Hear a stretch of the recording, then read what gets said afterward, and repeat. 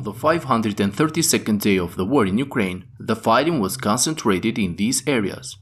Today, the most important news comes from the Remivka front, where many pro-Russian sources confirm the news over the advancement of the Ukrainian troops in the northern parts of Urozhaine. The pro-Russian source Rybar confirmed that elements of the Ukrainian Marine brigades, closely supported by tanks of the 1st Tank Brigade, managed to break the Russian defenses and took control of the trench lines north of the village. According to the Russian source, it is expected that the attacks of the Ukrainian forces from the north will continue and will be coordinated with the rest of the Ukrainian troops in the fields east of the settlement, as well as with the Ukrainian forces in Staromayorsk. As reported by this Russian source from the ground, their troops are in an extremely difficult situation as Ukrainian artillery hits everything they see moving inside the village, and Ukrainian troops are now moving in from every side. After losing the main fortifications north of the village, the Russian troops are now practically semi-encircled, despite all the reinforcements that arrived during the last 2 days. From Staromlinivka, it seems that the Russian forces are still having a hard time trying to hold their positions inside Urozhaine. The situation related to the Ukrainian raid across the Dnipro River was clarified today by on-the-ground sources of the Russian army. According to this Russian source, at least 25 of their soldiers, including Major Tomov, were eliminated and captured by the Ukrainian special forces during their yesterday's operation.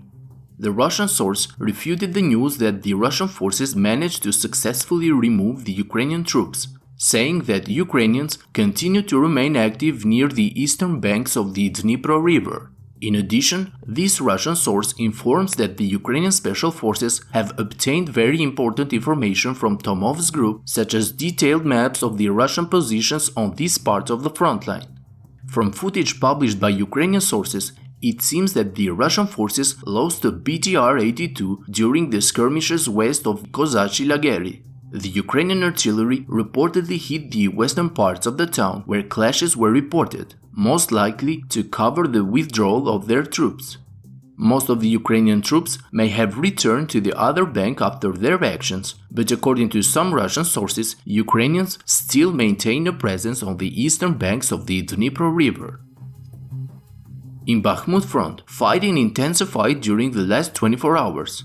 Pro-Ukrainian sources confirmed that after the arrival of new reinforcements from the Svatove and Kremina fronts, Russian forces carried out a series of counterattacks and managed to enter the positions near the center of Klishchiivka, where fighting is taking place. Ukrainian sources published footage where it appears that the Ukrainian artillery is working over the Russian troops in the center of the village, which confirms the news about the successful Russian counterattacks.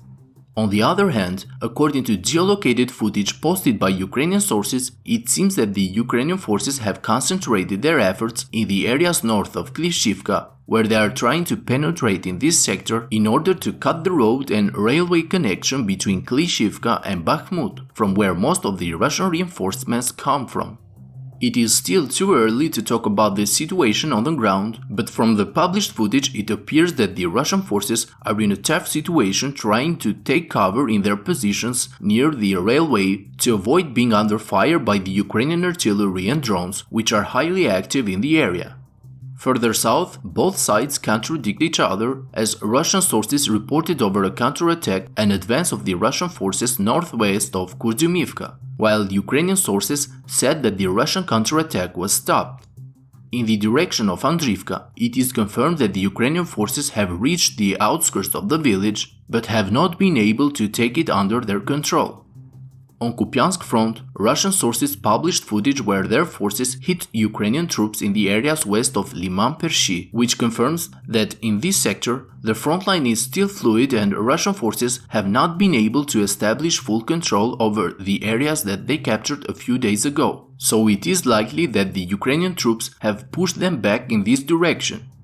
In the east, the situation has not changed much during the last 24 hours. Russian troops continued to attack north of the Sinkiivka-Petropavlivka line, advancing very little during the past day. Ukrainian forces continue to hold their positions along the main defensive line. Friends, if you like my daily updates, I kindly ask you to hit the like and subscribe buttons, as this will greatly help the channel to reach a wider audience. That's all for today's update. Thank you to my Patreon supporters and have a great day.